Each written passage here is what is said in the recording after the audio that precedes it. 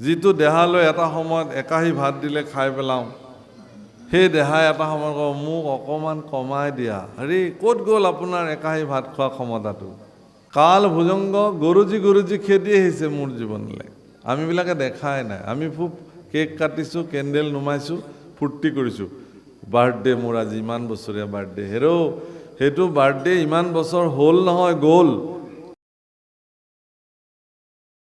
সুখদেৱক সুধিলে যে মই জানিব খুজিছোঁ যে কি কাৰণত ৰমণক দ্বীপত নাথাকি কালিয়ে এই হ্ৰদটোত থাকিলে। প্ৰভু কল তাৰ উত্তৰ দিবলৈ গৈ কৈছে যে গৰুৰৰ আচলতে প্ৰধান খাদ্য হ'ল সাপ। ভগৱান কৃষ্ণৰ বাহক গৰুৰক ভগৱান বুলি কয়, গৰুৰ ভগৱান। আপোনালোকে চাব ভগৱানৰ ইমানেই প্ৰিয় যে শ্ৰী জগন্নাথ ক্ষেত্ৰত আপোনালোকে দেখিব যে জগন্নাথ প্ৰভুৰ কাষতে গৰুৰ ভগৱান বিদ্যমান হৈ আছে। বেলেগ নালাগে, অসমৰ আপুনি যদি যায় যে আজিৰ পৰা প্ৰায় ৩৫০০ বছৰ পূৰ্বে প্ৰতিষ্ঠিত হাজোৰ আমাৰ যি মাধৱ, হয়নে? গৈছেনে কেতিয়াবা? নাই, যাব, মই কওঁ আপোনালোকক। তাত আপোনালোকে দেখিব মাধৱ দেৱালয়, গৰুৰ তাত হেৰি কি হয়গ্ৰীৱ ভগৱানৰ যি হয়গ্ৰীৱ মাধৱ দেৱালয় যিটো কয়, হয়গ্ৰীৱ যেতিয়া ভগৱানে ঘোঁৰাৰ দৰে জিভাৰ যিটো অৱতাৰ লৈছিলে, সেই হয়গ্ৰীৱ ভগৱানৰ মূৰ্তি বিদ্যমান হৈ আছে, মাধৱৰ মূৰ্তি বিদ্যমান হৈ আছে, তাত গৰুৰ ভগৱানৰ মূৰ্তিও বিদ্যমান হৈ আছে, সুদৰ্শন চক্ৰ ভগৱানৰ মূৰ্তি বিদ্যমান হৈ আছে। বাৰু যিয়েই নহওক, গৰুৰ ভগৱানৰ একান্ত প্ৰিয়, যাক কান্ধত তুলি ভগৱান। গৰুৰ ইমানেই শক্তিশালী, মই আপোনালোকক এটা উদাহৰণ দিওঁ গৰুৰৰ, যে কি যে যেতিয়া সমুদ্ৰ মন্থন কৰিবৰ কাৰণে মন্দৰগিৰি পৰ্বত অসুৰবিলাকে আনিবলৈ গ'ল দাঙি পেলাই, আমি লৈ আহিম, সাগৰ দিবহে লাগে, পৰ্বত এখন তোলাতেনো কি আমি অসুৰবিলাকৰ কাৰণে। কিন্তু ভগৱানে দেখিলে যে ইমান অহংকাৰ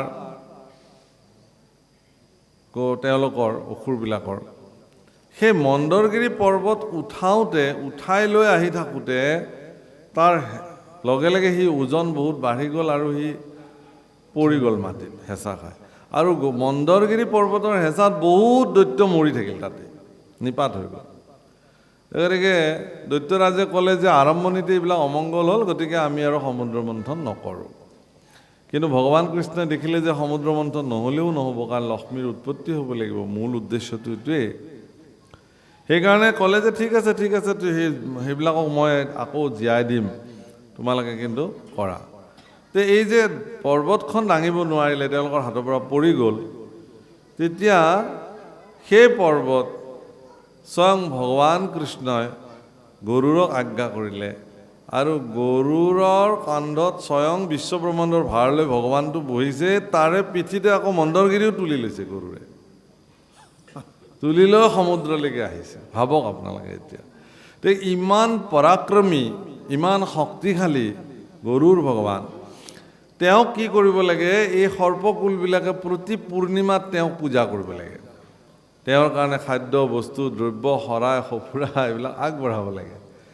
এই কালিয়ে কি কৰিছে, এইডাল সাপে গৰুৰক নামানে, তেওঁৰ নিজৰ পৰাক্ৰম আৰু অহংকাৰত গৰুৰৰ কাৰণে আগবঢ়োৱা প্ৰসাদ তেওঁ নিজে গৈ ভক্ষণ কৰে আৰু গৰ্জি প্ৰত্যাহ্বান জনায়। এই কথা জানি ভগৱানৰ একান্ত সেৱক গৰুৰে তেওঁক উচিত শিক্ষা দিবৰ কাৰণে খেদি আহিলে, আৰু দুয়োৰে মাজত যুদ্ধ হ'ল।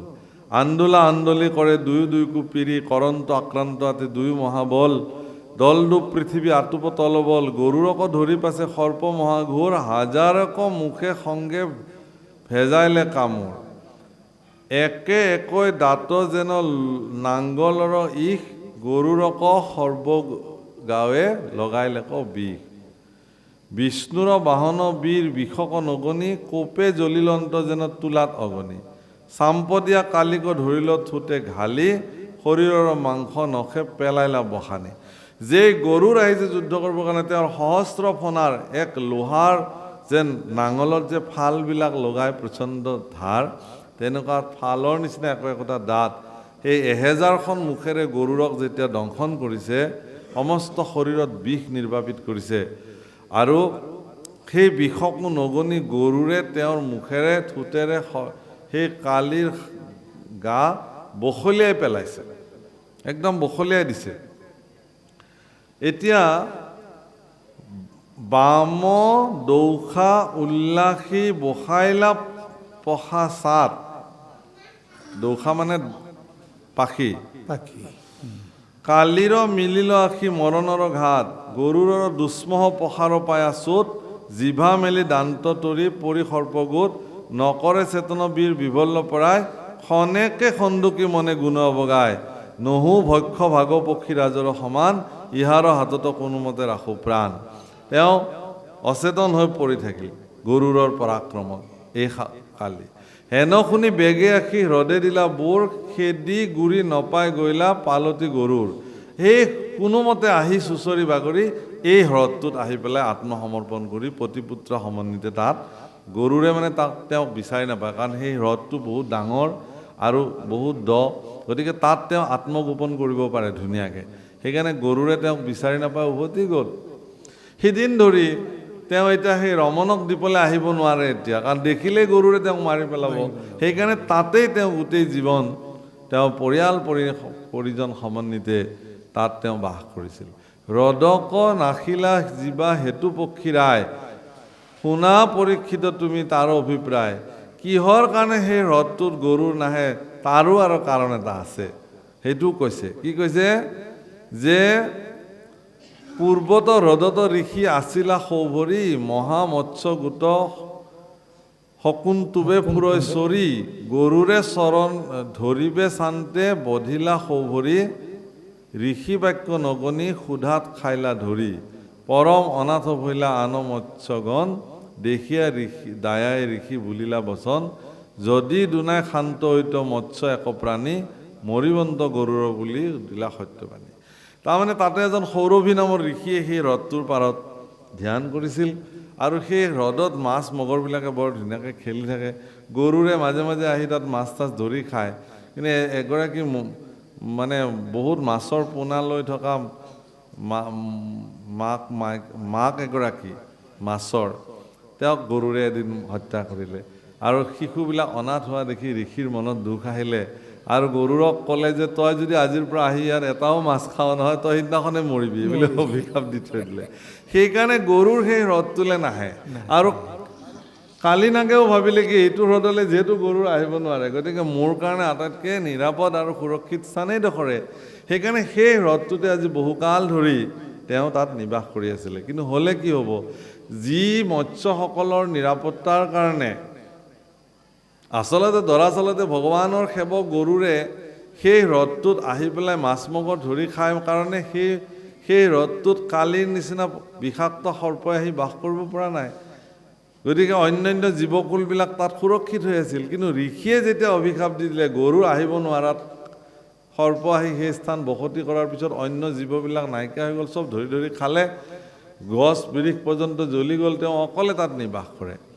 এতেকে ভগৱান কৃষ্ণৰ কথাটো হ'ল কি, তাক পুনঃ উদ্ধাৰ কৰিবৰ কাৰণে এই লীলা সম্পাদন কৰিলে। আপোনালোকে চবেই জানে যে ভগৱান কৃষ্ণই যিবিলাক কৰ্ম জগতত সাধন কৰি থৈ দিছে এইবিলাকক লীলা বোলে।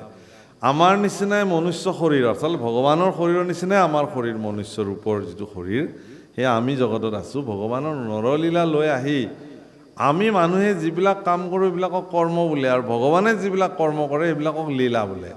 গতিকে ভগৱানেও এইটো লীলা সাধন কৰিছিল, কৰি সেই হ্ৰদটোক জীৱকুলৰ কাৰণে পুনঃ উদ্ধাৰ কৰিবৰ কাৰণে কালি দমন কৰিলে। সেইকাৰণে ইয়াত লিখিছে, ৰাম নাম অমৃতক কৰিও যতন, কলি সৰ্পে দংশিলেক হৰিল চেতন, ৰাম নাম অমৃতক কৰিও যতন, তেৱেশে এৰাইবা কলি ভুজংগ ৰহা।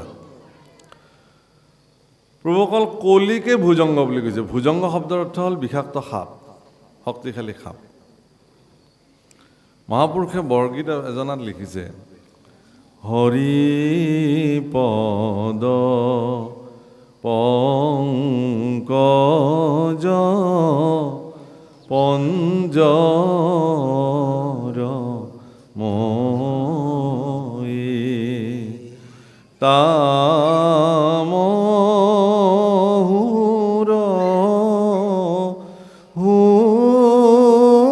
ৰাজহংসা হুই হৰিপদ পঙ্কজ পঞ্জৰ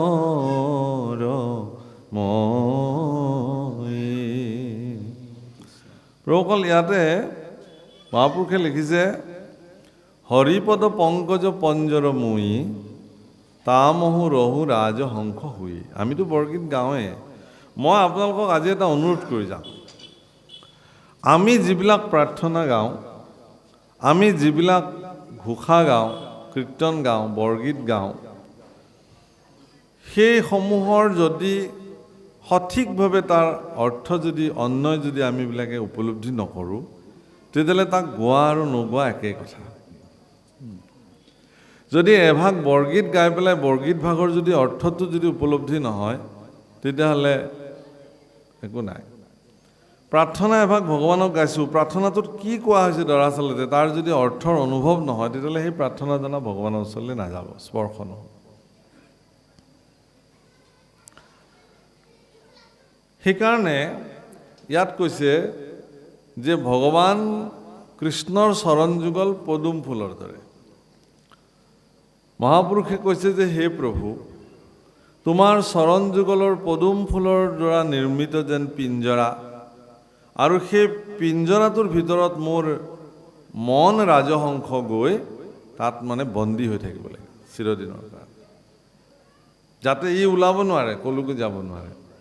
গোস্বামী তুলসীদাসৰ দৰে এগৰাকী ভক্ত, ভগৱানৰ একান্ত সেৱক, পৰম বিদগ্ধ পণ্ডিত, যিগৰাকী শ্ৰী ৰামচৰিত মানস বিৰোচন কৰিছিলে, আজি ভাৰতবৰ্ষৰ ৰাষ্ট্ৰীয় গ্ৰন্থ হিচাপে হ'বলৈ গৈ আছে, এনেকুৱা পৰ্যায় চলি আছে।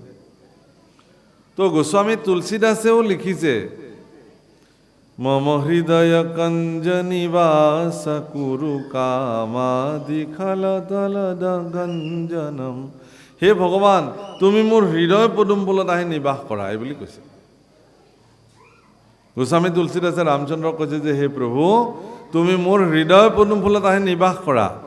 কিন্তু মহাপুৰুষ মাধৱদেৱে কৈছে যে মোৰ হৃদয় পদুম ফুলত তুমি আহিব নালাগে প্ৰভু, তোমাৰ চৰণ পদুম ফুলত মোৰ মন গৈ বন্দী হৈ থাকে, যাতে ই কলৈকো যাব নোৱাৰে, যাম বুলি যাব নোৱাৰে।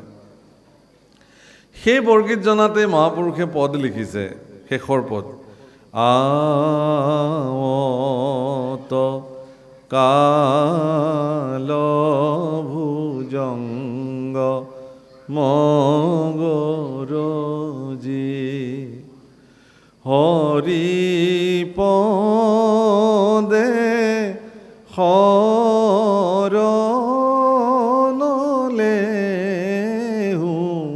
হব বৰজি হৰিপদ পংকজ পঞ্জৰ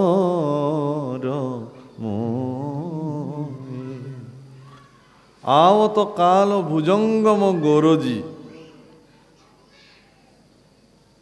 কাল ভুজংগ গৰুজি গৰুজি খেদি আহিছে মোৰ জীৱনলৈ, আমিবিলাকে দেখাই নাই। আমি খুব কেক কাটিছোঁ, কেণ্ডেল নুমাইছোঁ, ফূৰ্তি কৰিছোঁ, বাৰ্থডে মোৰ আজি ইমান বছৰীয়া বাৰ্থডে। সেইটো বাৰ্থডে ইমান বছৰ হ'ল নহয়, গ'ল।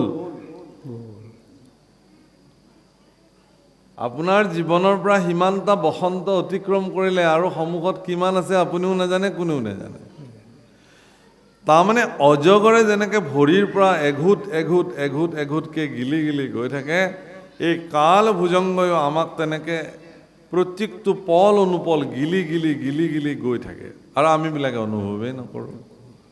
আমাৰ এটা খুব ধুনীয়া লক্ষ্মীনাথ বেজবৰুৱাৰ কাহিনী আছে নহয়, মানে জীয়েকক অজগৰলৈ বিবাহ দিলে, অজগৰে যেতিয়া ৰাতি ভৰিৰ পৰা গিলিবলৈ ধৰিছে, আই মোৰ ভৰি কুটে কুটাই, আই মোৰ জোঁৱাই নুপুৰ পিন্ধাই, হয়নে? এনেকৈ এনেকৈ আই মোৰ কঁকাল কুটে কুটাই, আই মোৰ জোঁৱায়ে মেখেলা পিন্ধাই, অলংকাৰ পিন্ধাই, এনেকৈ গৈ গৈ গৈ ডিঙি গৈ পালে। তেওঁ ভাবি থাকিলে শুই শুই যে জোঁৱায়েকে এপৰৰ পিছত এপৰ অলংকাৰ পিন্ধাই গৈ আছে, যদিও বেজবৰুৱাদেৱে এইটো খুব সৰু ল'ৰা ছোৱালীৰ কাৰণে ৰসিককৈ কৰিলে, সেইজন আগৰ মানে জীয়েকজনী বিবাহ হোৱা অজগৰটো কোনোবা অভিশাপপ্ৰাপ্ত কোনোবা দেৱপুৰুষ আছিলে। তেওঁ কৈছে যে তুমি নৰ মনুষ্যৰ কোনোবা ছোৱালীৰ লগত বিবাহ হ'লে তোমাৰ মুক্ত পায়, এনেকুৱা কিবা কাহিনীটো। তেওঁ হৈ গ'ল। তাকে দেখি সতিনীয়েকে নিজৰ জীয়েককো ক'ৰবাৰ অৰণ্যৰ পৰা অজগৰডাল ধৰি আনি পেলাই ৰাতি বিবাহ দি একেটা কোঠালিতে ৰাখিলে। সি অজগৰে চান্স পায় আৰু মানুহ এটা পাইছে আৰু এমূৰৰ পৰা গিলিছে। গতিকে এটা সময়ত যেতিয়া মূৰটোকে গিলি পেলালে, কপাল মানে ওঠলৈকে ক'ব পাৰিছে, ওঠত ব্ৰহ্মতুলিৰ বোল বোলাইছে বুলি কৈছে, তাৰপিছত মাত নাই আৰু। তাৰপিছত গোটেই ৰাতিপুৱা দেখে যে খাই অজগৰ একদম হৈ আছে। আমিবিলাকেও ভাবোঁ আমাৰ জীৱনৰ এঘোট সময় গৈ আছে, কাল ভুজংগ গৰুজি গৰুজি খেদি খেদি আমাক আহিছে, কোনদিনা আমাৰ জীৱনৰ অন্ত ঘটে তাৰ কোনো মানৱ দেহা মাটিৰ ভাণ্ড, ভাঙলে হবে খন্দর খন্দ, ভাঙলে দেহা জোড়া মিলবে না, ওই একবার হরি বলো মন রসনা, মানৱ দেহেৰ গৌৰৱ কইৰ না। আমাৰ গোৱালপৰীয়া গীত যে মানৱ দেহাক লৈ গৌৰৱ কৰিবলগীয়া নাই। যিটো দেহালৈ এটা সময়ত একাহী ভাত দিলে খাই পেলাওঁ, সেই দেহাই এটা সময়ত কওঁ মোক অকণমান কমাই দিয়া। হেৰি ক'ত গ'ল আপোনাৰ একাহী ভাত খোৱা ক্ষমতাটো?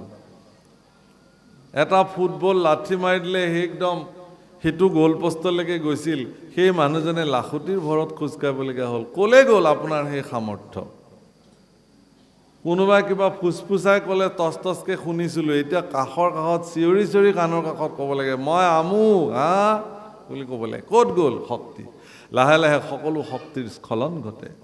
আমিবিলাক ইমান মূঢ়মতি, ইমান অহংকাৰ যে দিনে দিনে মোৰ শৰীৰৰ ইন্দ্ৰিয়সমূহৰ ক্ষমতা বিলুপ্তিৰ পথত গতি কৰিছে। তথাপিও কিন্তু অহংকাৰে আমাক সেইটো জানিবলৈ দিয়া নাই। ঘুণাক্ষৰে নাই একো হোৱা নাই দে, তই আগবাঢ়ি গৈ থাক।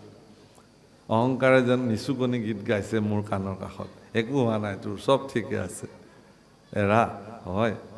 কিন্তু আমি ভগৱানৰ ওচৰত প্ৰাৰ্থনা কৰিব লাগে যে হে প্ৰভু, এই দেহটো তোমাৰ কৃপাত প্ৰাপ্তি হৈছে। শতকৌটি অন্তৰ যাহাৰ আশয় পুণ্যৰ ৰাখি, শিশি কদাচিত মনুষ্য হয় ভাৰত ভূমিত আহি। ভাৰত ভূমিত মনুষ্য ৰূপে জন্ম হোৱাটো পৰম সৌভাগ্য, আৰু তেনে এটা মনুষ্য শৰীৰ আপোনাৰ সবৰ জীৱনত প্ৰাপ্তি ঘটিছে। গতিকে এইহেন নৰতনু দুৰ্লভ্য মনুষ্য জন্ম, তাতকৈ দুৰ্লভ্য সাধু সংগ। আজি যে আপোনালোকে ইয়াতে সাধু সংগৰ আয়োজন কৰিছে, এইটো এটা পৰম দুৰ্লভ, পাবলৈ নাই। কিন্তু আজি ইয়াতে জিলেলে জীপ যদি এতিয়া ডেন্সৰ কম্পিটিশ্যন পাতকচোন, ইয়াত মানুহ এতিয়া ঠাণ্ডাটো থ'বলৈ জেগা নহ'লহেঁতেন। পাতি চাওক লাগে, কি কয় এইবিলাক বুগি বুগি পাতে, কিবা পাতে নহয়, ল'ৰা ছোৱালীবিলাকক আনি পেলাই নচুৱাই মাক বাপেকবিলাকে গীতত, সেইবোৰ পাতক, ঢেৰ মানুহ হ'বগৈ ইয়াত। কিন্তু ইয়াত ভাগৱত কথা চলিছে, ইয়াত সন্ত কথা চলে, জীৱনৰ কোহে কোহে জীৱনৰ বিশ্লেষণ হ'ব। মানুহৰ জীৱনত কৰ্তব্য কি? আপুনি মৰি যোৱাৰ পিছত আপোনাক কোনোবাই মনত ৰাখিবনে নাই? নিজৰ ল'ৰা ছোৱালীয়ে এনেকৈ কয়, আজি আমাৰ পিতাৰ শ্ৰাদ্ধ আছিলে নেকি, পাহৰিয়ে থাকিলোঁ নহয়। কেইবছৰমান পতাৰ পিছত পুতেকেও পাহৰে বাপেকৰ শ্ৰাদ্ধৰ কথা। এই হ'ল আমাৰ জীৱন।